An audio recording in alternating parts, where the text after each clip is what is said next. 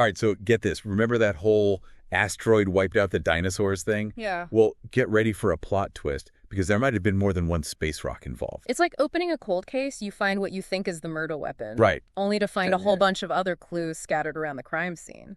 Okay, now that's what I call an intriguing start. So what's got us dusting off the dino mystery today? The Nadir Crater. Okay. It's this massive impact crater off the coast of West Africa. It's hidden under hundreds of meters of sediment. Hidden underwater. How do you even find something like that? So a geologist named Louisa Nicholson Okay. was looking at seismic data. Think of it like... Like an ultrasound. Yeah, like taking an ultrasound of the Earth. And Wow. he stumbled across this huge circular anomaly. Wow, so serendipity strikes again. It really does. Yeah. But this isn't just any old crater, is it? What makes this one so special? The timing. It dates back to roughly around the same time as the Chicxulub impact. Oh, wow. The one that's been the prime suspect in the Dinosaur Extinction case this whole time. Okay, so we've got two giant craters formed around the same time. That's a little suspicious. Tell me more about this Nadir crater. Just how big are we talking? Nadir is about 5 miles wide. To put that into perspective, imagine the city limits of, say, San Francisco completely obliterated. Whoa. Okay, so not quite as massive as Chicxulub, but still. Exactly. And the asteroid that carved out Nadir Crater was still a force to be reckoned with, probably somewhere between 400 to 500 meters wide. Wow. To give you a visual, that's taller than the Empire State Building. Imagine the force of that impact. What would it have been like to be on Earth when that asteroid hit? Let's just say you wouldn't want to be anywhere near the Atlantic Ocean. We're talking magnitude 6.5 to 7 earthquakes rippling across the globe, the kind that can level cities. And then the tsunami. Oh, man, I bet that wasn't just a little wave on the beach. More like a towering wall of water over Nah. 800 meters high. That's taller than many skyscrapers. Oh, my God. This tsunami would have radiated out from the impact site, swallowing up coastlines and causing unimaginable destruction for thousands of miles. That's just terrifying, to be honest. But you said earlier that the Nadir impact alone probably wasn't enough to wipe out the dinosaurs globally, so what makes scientists think that? Well, that's where things get really interesting. While the Nadir impact would have been devastating, like a regional apocalypse for sure, it wouldn't have had the same global reach as the Chicxulub impact. Okay. To cause a mass extinction, you need to trigger a cascade of events that disrupt the entire planet's ecosystem. So a single massive impact like Chicxulub could do it, but Nadir wouldn't have been quite big enough on its own. Okay, I see where you're going with this. Exactly. And that leads us to a pretty compelling question. What if the Nadir impact wasn't an isolated incident? Hold on, are you suggesting what I think you're suggesting? Could there have been more asteroids hitting Earth around the same time? Now you're catching on. Really? Remember those other clues we talked about at the top of the show? Well, scientists have found evidence of other potential impact sites from right around the same time period, so... So it wasn't just one asteroid. It was a whole bunch of them. Talk about bad luck. But how could, even if there were a few smaller impacts, even if they were close together, how could that be enough to cause a global extinction event? Wouldn't the Earth have just recovered from the first one? That's where the multiple impact theory comes in. Think of it like this. Imagine getting punched once. Okay.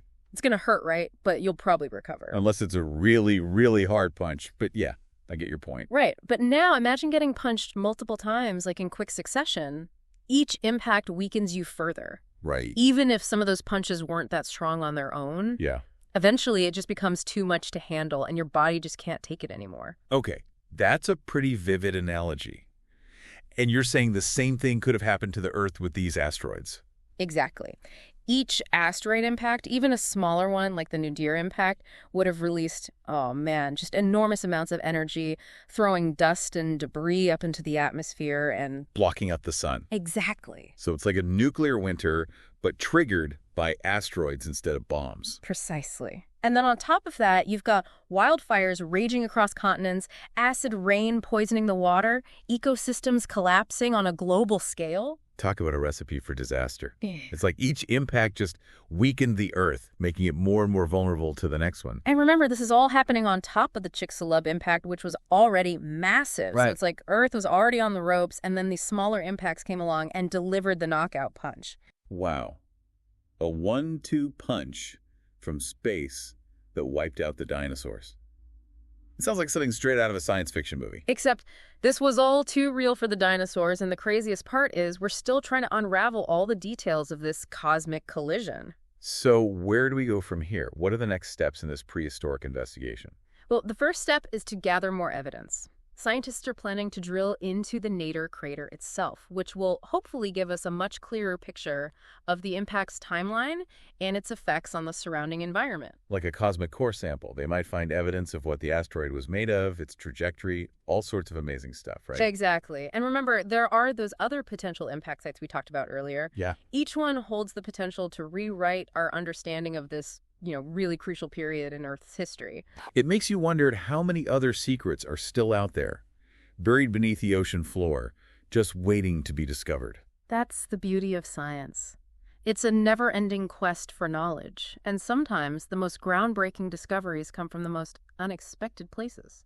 It's incredible to think that something that happened millions of years ago is still shaping what we're discovering about our planet today. And that's what makes this field so exciting. Every new discovery has the potential to rewrite the textbooks. Right? We're constantly refining our understanding of the past.